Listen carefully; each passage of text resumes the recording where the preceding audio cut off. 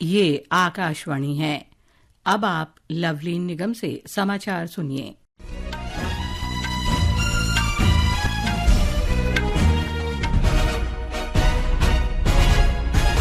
प्रधानमंत्री नरेंद्र मोदी पोलैंड और यूक्रेन की 2 देशों की यात्रा के दूसरे और अंतिम चरण में आज कीव पहुंचे।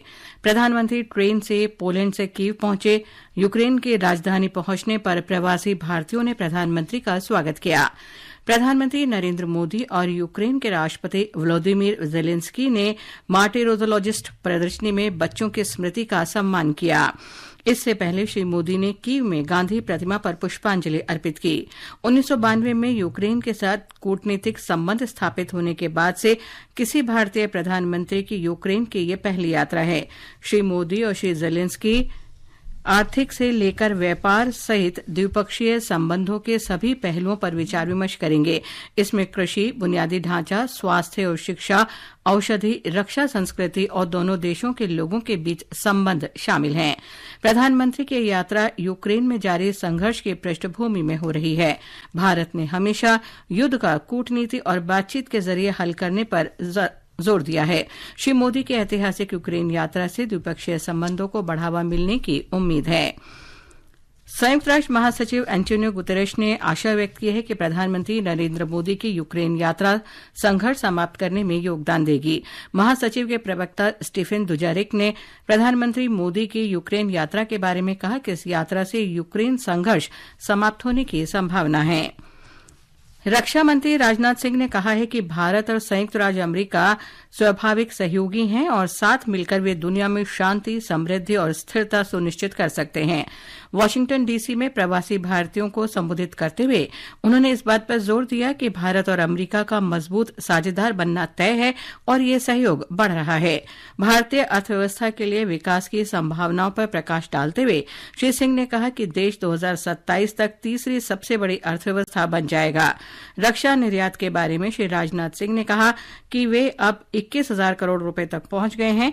यात्रा के दौरान भारत और अमेरिका ने आपूर्ति व्यवस्था की सुरक्षा, SOSA दस्तावेज और संपर्क अधिकारियों की नियुक्ति के संबंध में एक समझौता ज्ञापन पर हस्ताक्षर किए।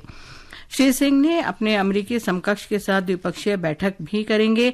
अमेरिका और राष्ट्रीय सुरक्षा सलाहकार जेक सुलिवन से भी वो मुलाकात करेंगे। रक्षा मंत्री अमेरिका रक्षा उद्योग के साथ चल रहे और भविष्य के रक्षा सहयोग पर एक उच्च स्तरीय गोलमेज बैठक की अध्यक्षता करेंगे। राष्ट्रपति द्रौपदी मुर्मू ने कहा है कि भारतीय अंतरिक्ष अनुसंधान संगठन इसरो ने न केवल अंतरिक्ष के क्षेत्र में बल्कि देश के सामाजिक आर्थिक विकास में भी अमूल्य योगदान दिया है। आज नई दिल्ली में देश के प्रथम राष्ट्रीय अंतरिक्ष दिवस कार्यक्रम के अवसर पर उन्होंने ये बात कही। राष्ट्रपति ने कहा कि अंतरिक्ष के क्षेत्र में प्रगति से स्वास्थ्य, परिवहन, पर्यावरण, ऊर्जा सुरक्षा, सूचना प्रौद्योगिकी और कई अन्य क्षेत्रों को लाभ पहुंचा है। सरकार ने एंटीबायोटिक्स, दर्द निवारक और मल्टीविटामिन सहित 156 दवाओं पर प्रतिबंध लगा दिया है क्योंकि एक समीक्षा के बाद पाया गया है कि इनसे स्वास्थ्य को खतरा है। स्वास्थ्य मंत्रालय ने एक अधिसूचना में कहा कि इन 156 दवाओं में निश्चित मात्रा में खुराक संयोजन तर्कहीन है। मंत्रालय ने कहा कि इन दवाओं के इस्तेमाल से लोगों को खतरा होने की संभावना है जबकि इनके सुरक्षित विकल्प उपलब्ध हैं। अधिसूचना में कहा गया है कि सरकार और drugs technical advisory board DTAB की एक विशेषज्ञ समिति द्वारा की गई जांच के बाद यह निर्णय लिया गया है।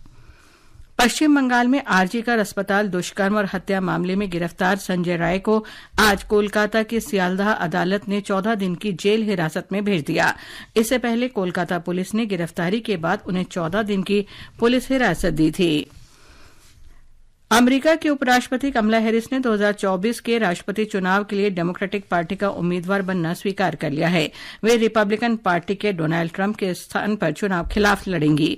सुश्री हैरिस ने डेमोक्रेटिक पार्टी के 4 दिन के राष्ट्रीय सम्मेलन के अंतिम दिन लोगों को संबोधित करते हुए इस बात की पुष्टि की। आकाशवाणी के महानिदेशक मौसमी चक्रवर्ती और अतिरिक्त महानिदेशक एल मधुनाग ने एक पेड़ मां के नाम के पहल के तहत आज नई दिल्ली में आकाशवाणी परिसर में पौधे लगाए। इसके साथ ही ये समाचार बुलेटिन समाप्त हुआ।